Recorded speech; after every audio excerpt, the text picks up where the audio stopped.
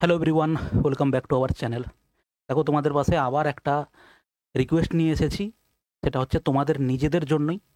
Already তোমরা জানো যে যারা এসএসসি স্টাফ সিলেকশন কমিশনের পরীক্ষা যারা ইতিমধ্যে যারা দিচ্ছ, বা অনেক স্টুডেন্ট আছো যারা হচ্ছে স্টেটের পরীক্ষা হচ্ছে না বলে বর্তমানে তোমরা স্টাফ সিলেকশন কমিশনের দিকে একটু ঝুঁকেছো, যে আমরা অ্যাটলিস্ট বছরে 3টে পরীক্ষা যাদের বয়স আছে এমটিএস, সিএইচএসএল, সিজিএল এবং হচ্ছে যাদের বয়স আরেকটু কম আছে তারা জিডিও দিতে পারবে। কিন্তু সেক্ষেত্রে বর্তমানে তোমরা জানো যে এসএসসির যে পরীক্ষার কন্ডাক্ট করতো আগে টিসিএস, তারা এখন হচ্ছে পরীক্ষা কন্ডাক্ট করছে না এই বছর। এমন একটা সংস্থাকে তারা একটা ভেন্ডার দিয়েছে, এডিকুইটি নামক একটা সংস্থাকে, যার নামে পূর্বে অনেক নেগেটিভ কমেন্টস আছে, অনেক কিছু বাজে এক্সপিরিয়েন্স আছে। তারপরেও এডিকুইটির মতো নামক একটা সংস্থাকে দিয়ে একটা নরক যন্ত্রণা তৈরি করেছে, এবং সেটা ওয়েস্ট বেঙ্গলের ছেলেদের ক্ষেত্রে কিন্তু অনেকটা বেশি। ম্যাক্সিমামই স্টুডেন্টদের কিন্তু সেন্টার উড়িষ্যা, রাঁচি এই রকম জায়গাতে সেন্টার পড়েছে। ওয়েস্ট বেঙ্গলে কতজনের সেন্টার পড়েছে, কত পার্সেন্টেজ স্টুডেন্টের, সেটা আমার কাছে সঠিক ডেটা নেই, কিন্তু ম্যাক্সিমাম সংখ্যক স্টুডেন্টের কিন্তু সেন্টার পড়েছে বাইরে। এবং সেটা কোন পরীক্ষার? সেটা হচ্ছে মাত্র সিলেকশন ফেজের পরীক্ষা, যেটাতে সব থেকে কম সংখ্যক স্টুডেন্ট হচ্ছে পরীক্ষা দেয় সিজিএল, সিএইচএসএল, এমটিএস এবং জিডির তুলনায়। এবং সেখানে দেখা গেছে কি ধরনের বিভ্রান্তি তৈরি হয়েছে। শয়ে কিলোমিটার যাওয়ার পরে তোমরা দেখেছো যে সেখানে যাওয়ার পরে দেখা যাচ্ছে যে নোটিশ, বা তার আগের দিন রাত্রে নোটিশ পাঠিয়েছে পরীক্ষা ওই সেন্টারে ক্যান্সেল, পরে শিডিউল করা হবে। এরকম কিছু সেন্টারের মাউস কাজ করে না। আমার পাশে প্রচুর মেল আছে, চাইলে তুমি পরবর্তীকালে আমি স্ক্রিনশট পোস্ট করব। প্রচুর মেল আছে, প্রচুর মেসেজ পাঠিয়েছে স্টুডেন্টরা, তার মাউস কাজ করে না। কিছু সময় হওয়ার পরে সিস্টেম অটোমেটিক্যালি বন্ধ হয়ে গেছে, যখন সিস্টেম আবার রিস্টার্ট করে 10 মিনিট সেখানে টাইম ওভার হয়ে গেছে। কোনো সেন্টার থেকে এরকম এসেছে, স্টুডেন্ট গিয়ে যখন দেখে বায়োমেট্রিক কমপ্লিট করে বা যা যাবতীয় পরীক্ষার আগে যে সমস্ত সিস্টেম থাকে সেটা কমপ্লিট করে যখন ওখানে পরীক্ষা দিতে গিয়ে বসেছে, অলরেডি পরীক্ষা ওখানে ওর জায়গাতে পরীক্ষা শুরু হয়ে গেছে। এরকম ধরনের খুব বাজে এক্সপিরিয়েন্স, এবং সেটা কিন্তু আরও চরম লেভেলে গেছে। এই সমস্ত জিনিসের প্রতিবাদ করাতে কিছু স্টুডেন্টকে এফআইআরেরও ভয় দেখানো হয়েছে ওই সমস্ত সেন্টার থেকে। ঠিক আছে, তো এই জিনিসগুলোর প্রতিবাদ শুরু হয়েছে অলরেডি, তোমরা অনেকে জানো। আমি অলরেডি আগে একটা ভিডিও বানিয়েছিলাম, যেটা হচ্ছে এই প্রতিবাদটা অভিনয় স্যার শুরু করেছিলেন, যে এসএসসির জবাবদিহি করা উচিত। এসএসসিকে বলা হয়েছে, এসএসসি কোনো তাতে কর্ণপাত করেনি, স্বাভাবিক টেন্ডার দিয়ে দিয়েছে, পরীক্ষা হচ্ছে, আর তারা কি কর্ণপাত করবে, যা হবে পরবর্তীকালে। তো সেই জন্য আগামীকাল দিল্লিতে স্যার এবং সমস্ত, গতকালই আমি ভিডিওটা দেখেছি এবং আমিও যাওয়ার চেষ্টা করেছিলাম, সামহাও আমি ছুটি অ্যারেঞ্জ করতে পারিনি, ওই জন্য আমি যেতে পারিনি। নাহলে আমারও ইচ্ছে ছিল যে রাতারাতি যদি ফ্লাইটে যাওয়া যায় তাও আমি যাওয়ার খুব চেষ্টা করব। তাও ওয়েস্ট বেঙ্গল থেকে কিছু টিচার কিন্তু গেছেন তোমাদের হয়ে, ওখানে রিপ্রেজেন্টেটিভ হিসেবে গেছেন। ওনারা হচ্ছে দিল্লিতে ডিওপিটি মিনিস্টারের সঙ্গে কালকে দেখা করবেন। এই সমস্ত চরম দুর্গতি জিনিসটা ওনাদের সামনে রাখবেন। সেইখানে আমাদের ওয়েস্ট বেঙ্গলের টিচাররা, Sushman Roy sir, Somnath sir, plus others যে সমস্ত টিচাররা আছেন, ওনারা কিন্তু আগামীকাল সমস্ত স্টুডেন্টকে কিন্তু ডেকেছেন নিজাম প্যালেসে আসার জন্য। আমার কিছু, এটা আমি প্রথমেই ক্ষমা স্বীকার চেয়ে নিচ্ছি ভাই, কারণ একটা জিনিস, যে আমার কিছু কিছু পিছুটান আছে, ঠিক আছে? সেই কারণে আমি সরাসরি কোনো প্রোটেস্ট, আমি দিল্লি কেন যাব বলেছিলাম সেটা নিয়েও কিছু ছেলেমেয়ের মধ্যে কনফিউশন তৈরি হয়েছিল। আপনি এখানে স্টুডেন্টদের গিয়ে সেখানে আন্দোলনে যোগ দিতে পারেন না, দিল্লি যাবেন কেন বলছেন? তো সেখানে ছোট করে আমি ক্ল্যারিফিকেশন দিয়ে দিই ভাই, ওটা হচ্ছে কোনো আন্দোলন নয়, ওটা হচ্ছে একটা দাবি মিনিস্টারের সামনে রাখা।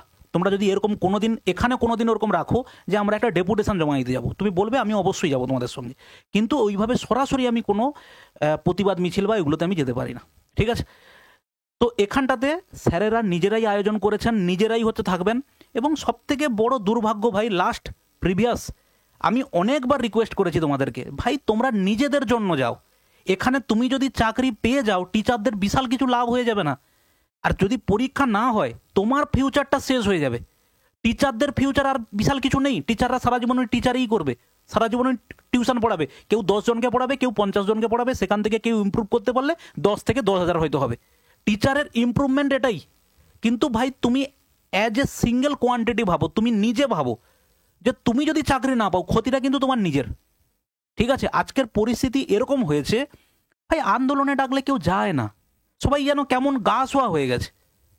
আমার যেখানে যেখানে প্রতিবাদ করার, আমি আমাদের সেক্টরে যেখানে যেখানে প্রতিবাদ করার সেখানে আমি প্রতিবাদ করতে গেছি, কিন্তু এটা হচ্ছে সম্পূর্ণভাবে তোমাদের লড়াই। এখানে যদি তোমরা অ্যাক্টিভভাবে এখানে যদি না যোগদান করো ভাই, কি হবে? প্রত্যেকটা আন্দোলনে দেখি পিএসসি যখন আন্দোলনের জন্য টিচাররা ডাকেন, টিচাররা যারা বেলঘরিয়া কলকাতা চত্বরের যে সমস্ত টিচাররা আছেন তারা মোট মিলিয়ে 20 থেকে 25 জন যান। সেখানে স্টুডেন্টের সংখ্যা ভাই এত, মানে সংখ্যাটা বলতেও খারাপ লাগছে, হার্ডলি 70 জন, 100 জন, 200 জন। পরীক্ষা দিতে যাও তোমরা কয়েক লক্ষ পরীক্ষা দিতে যাও, তাহলে ভাই কি এক্সপেক্ট করব? তবে আমার একটা লাইন তুমি মনে রাখো, যদি কোনো দিন সবাই এইভাবে আলাপ আলোচনা করে মিলে 1 লাখ ছেলে মেয়ে যদি কোনোদিন কলকাতায় গিয়ে বসে পড়তে পারো, তুমি জানবে তার পরদিন অ্যাটলিস্ট অন্য কোনো সেক্টরে চেঞ্জ হোক না হোক, তোমাদের সেক্টরে চেঞ্জ হবেই হবে। যদি না হয় আমি পড়ানো বন্ধ করে দেবো। এত বড় চ্যালেঞ্জ তোমাকে আমি দিলাম। 1 লাখ ছেলে মেয়ে নিজেদের দাবি নিয়ে গিয়ে যদি বসে পড়ো না, যে এই দাবি পূরণ না করলে আমরা উঠবো না, মার খাবো, যা হবে হবে, ভাই ওটা যদি না করতে পারো, 20 জন 15 জন, ভাই কিছু হবে না। প্রত্যেকবারে পিএসসির একটা ললিপপ তোমরা দেখেছো, যখনই আন্দোলনের কথা ওঠে, যখনই যাও তার পরের বার একটা ললিপপ দিয়ে দেয়, একটা নোটিফিকেশন, একটা হচ্ছে রেজাল্ট, একটা হচ্ছে কিছু একটা ভালো লাগার মতো একটা কিছু জিনিস দিয়ে দেয়, কিন্তু বিশাল আহামরি চেঞ্জ কিছু হয়ে যায়নি। ঠিক আছে, তো যাই হোক, আগামীকাল এইটুকু বলার, তোমরা নিজেদের জন্য ভাই যাও, এই সিস্টেমটাকে অ্যাটলিস্ট এসএসসির সিস্টেমটাকে চেঞ্জ করা যেতে পারে। ঠিক আছে, টিসিএসকে আমরা আগের মতোই আবার চাই, টিসিএস যেন আবার পরীক্ষা নেয়, আমরা সেটাই হচ্ছে চাই, আর কিছু না। আর বাদ বাকি লাস্ট 2019 থেকে এক্সপিরিয়েন্স যথেষ্ট স্মুথ ছিল। যারা তোমাদের পরিচিত দাদা দিদি আছে জিজ্ঞেস করবে, যথেষ্ট প্রসেসটা হচ্ছে স্মুথ ছিল, কিন্তু এরকম হ্যারাসমেন্ট কিন্তু পেতে হয়নি। রেলের বাইরে পরীক্ষা দিতে যেতে হয়েছে, তাতে আমি একবারও বলছি না যে এটা বাইরে পরীক্ষা দিতে গেছো অসুবিধে কী আছে, এটা আমি একবারও বলছি না। কিন্তু দেখো, রেলের কিন্তু টিসিএস পরীক্ষা নিয়েছিল, সেটার প্রসেসও কিন্তু স্মুথই ছিল, সেটা কিন্তু প্রসেস খুব একটা খারাপ ছিল না।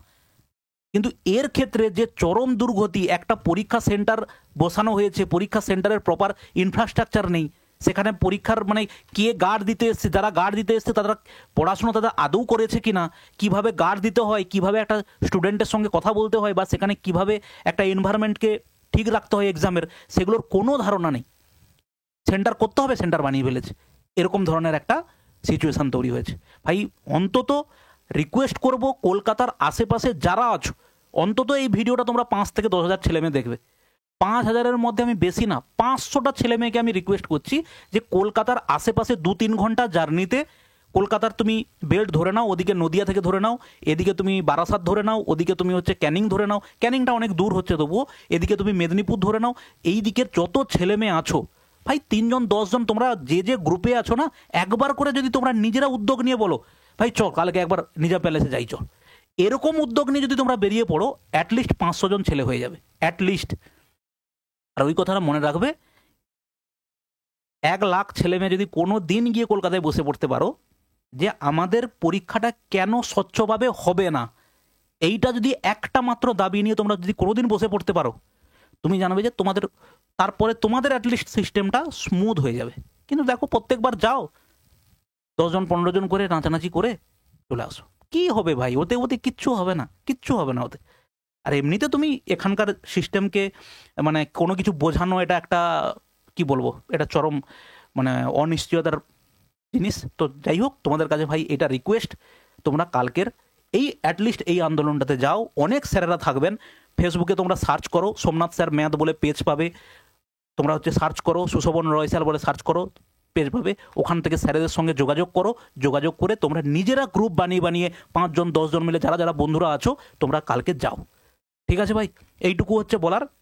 আর বাদ বাকি পড়াশোনা তো চলছে যেভাবে চলার, কিন্তু এই জিনিসগুলো সঙ্গে সঙ্গে ভাই ঠিক করতে হবে, না হলে এমনিতে কম্পিটিশান হাই, তার উপরে তুমি পরীক্ষা দিতে গিয়ে যদি এই ধরনের একটা বাজে সিচুয়েশনের মধ্যে পড়ো, পরীক্ষা দিতে গিয়ে দেখলে পরীক্ষা হচ্ছে না, তোমার সিস্টেম হচ্ছে খারাপ হয়ে গেছে, কে তোমার একার কথা কে শুনবে? কেউ শুনবে না। ঠিক আছে, তো ভাই আরেকবার লাস্টবার রিকোয়েস্ট, কালকে যাও, গিয়ে স্যারেরা থাকবেন, অবশ্যই গাইড করে দেবেন, তোমরা তোমাদের মধ্যে থেকে কেউ না কেউ অবশ্যই চেয়ারম্যান স্যারের সঙ্গে দেখা করবেন, বা কোনো একটা সলিউশন অবশ্যই কথা বলার মতো জায়গা তৈরি হবে।